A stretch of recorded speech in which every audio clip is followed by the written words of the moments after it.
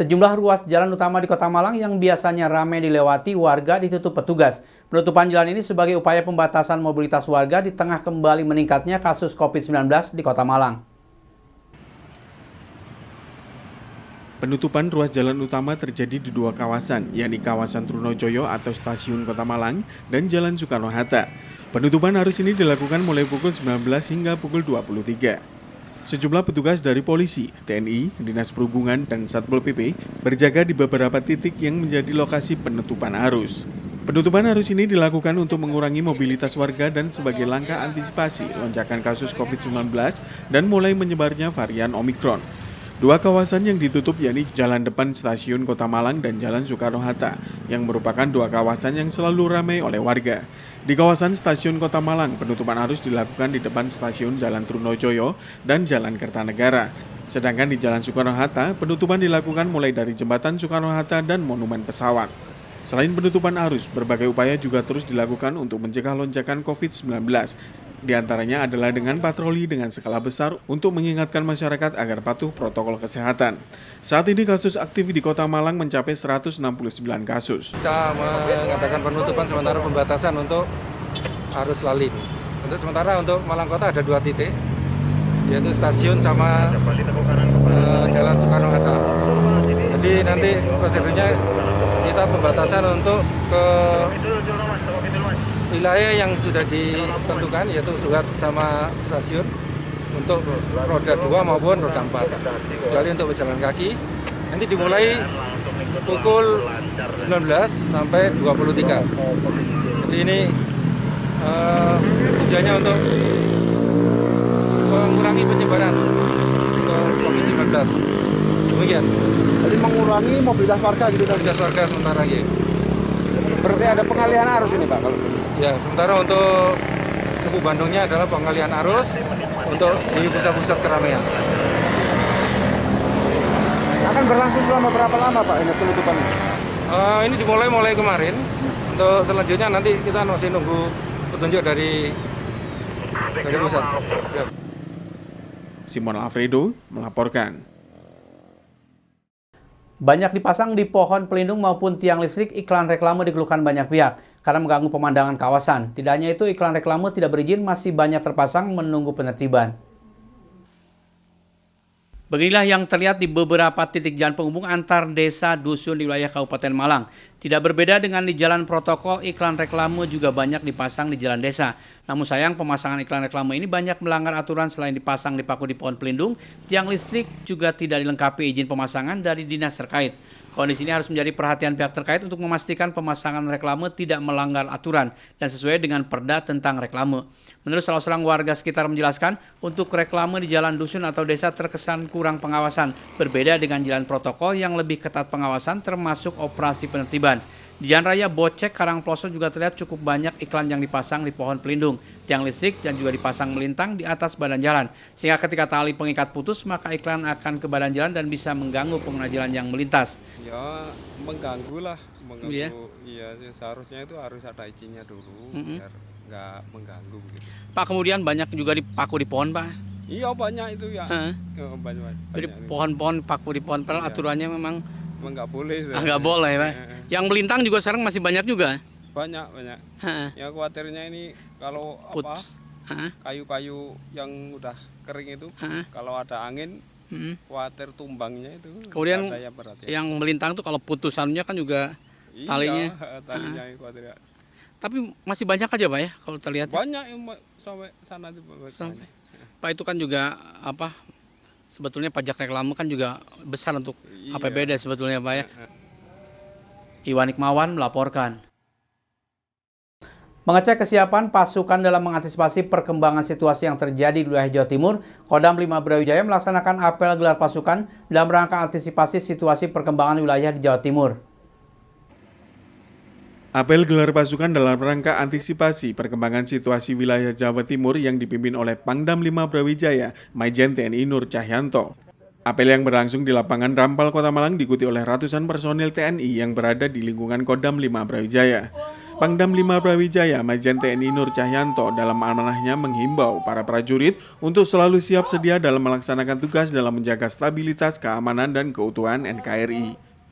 Pangdam 5 Brawijaya juga melakukan pengecekan kesiapan pasukan dan peralatan yang dimiliki oleh Kodam 5 Brawijaya. Usai apel gelar pasukan dalam rangka antisipasi situasi perkembangan situasi wilayah Jawa Timur, Pangdam 5 Brawijaya Majen TNI Nur Cahyanto mengatakan apel gelar pasukan ini selain mengecek kesiapan pasukan, juga sebagai perkenalan dirinya sebagai pejabat yang baru di Kodam 5 Brawijaya.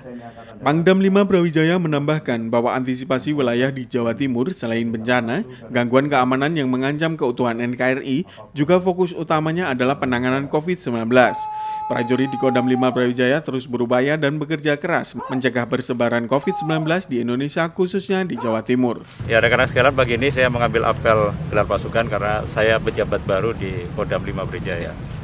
Jadi tujuannya saya ingin melihat kesiapsiagaan prajurit saya dengan perlengkapannya, ya, untuk memastikan bahwa semuanya siap operasional. Artinya siap adalah setiap prajurit harus tahu apa tugas pokoknya masing-masing, kemudian peralatan apa yang dibawa harus siap juga digunakan. Nah, untuk tahun 2022 ini kami harus siap untuk setiap tugas apapun yang diberikan oleh negara, oleh TNI Angkatan Darat kepada Kodam 5 Brawijaya, kami harus siap untuk melaksanakan itu. Contohnya pandemi COVID, ya. Prajurit kami sangat luar biasa, mereka di lapangan, ya, hampir 24 jam bersama dengan instansi yang lain untuk membantu pemerintah, khususnya pemerintah daerah Jawa Timur, untuk bagaimana menegakkan protokol kesehatan, melaksanakan vaksinasi, dan lain sebagainya. Kemudian terkait bencana alam yang masih dan sering terjadi, khususnya di wilayah Jawa Timur, kami harus siap itu. Kami siapkan personil, kami siap juga perlengkapannya. Simon Alfredo melaporkan. Terima kasih Anda masih bersama kami, Info 7 Malang Raya. Diduga akibat kurangnya kesadaran sebagian warga dan pengguna jalan, beberapa titik sungai di pinggir jalan menjadi tempat pembuangan sampah. Tidak hanya itu, penanganan sampah juga terkendala akibat faktor cuaca, sehingga di beberapa TPS sementara terjadi penumpukan sampah. Beginilah yang terlihat di TPS sementara di kawasan Karangwidoro Dau, Kabupaten Malang. Penanganan sampah masih belum ada pengangkutan ke TPA dan sementara dibuang di lahan kosong. Akibat terkendala cuaca, penanganan sampah di sebagian TPS menjadi kurang maksimal, sehingga sampah terlihat menumpuk karena tidak bisa dikurangi volumenya dengan cara dibakar. Tidak hanya itu, diduga karena kurangnya kesadaran sebagian kecil warga masyarakat dan pengguna jalan, seringkali kita jumpai sampah yang dibuang di aliran sungai. Akibatnya, sungai akan tercemar dan kualitas air juga mengalami penurunan. Menurut salah seorang pengolah TPS di kawasan Telogoweru Dau menjelaskan, pengolahan sampah yang tepat yaitu dengan cara diangkut. Apabila dibakar, asapnya bisa mengganggu kawasan dan volume sampah mengalami kenaikan pada musim penghujan walaupun tidak signifikan.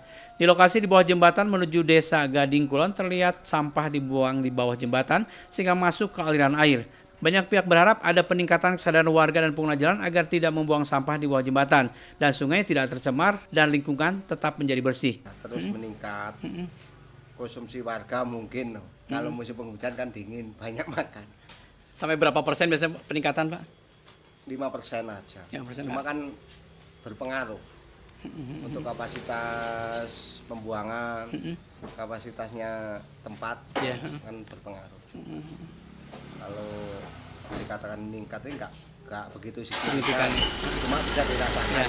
Pak, tapi Pak, di banyak tempat juga masih ada Pak yang pengelola sampah yang sampahnya dibakar gitu. Gimana Pak melihatnya Bapak? Masih ada. Kalau menurut saya sih ya percuma kita bakar. Kan juga polusi udara juga. Tapi maksudnya jelas untuk mengurangi volume sampah ya Pak. Ya, untuk mengurangi volume sampah ya kita langsung ke TPA. Gitu aja. Kalau kita dibakar gimana ya?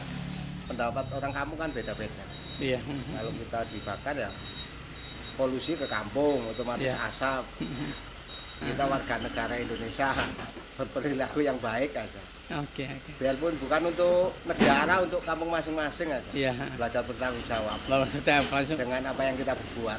karena masih banyak juga nih yang Kan banyak, kadang banyak sekali. ada banjir menyalakan yang di atas, katanya sama di bawah. bukan kayak gitu. Kesadaran di diri Tingkat masing-masing. masing-masing aja yang diperlukan, Pak. Iwan Hikmawan melaporkan. Diduga akibat melimpahnya pasokan di pasaran, harga cabai rawit kembali turun. Setelah sempat berada di kisaran 70 ribuan per kilogram sebelum tahun baru, kini cabai dihargai Rp18.000 per kilogram di tingkat petani.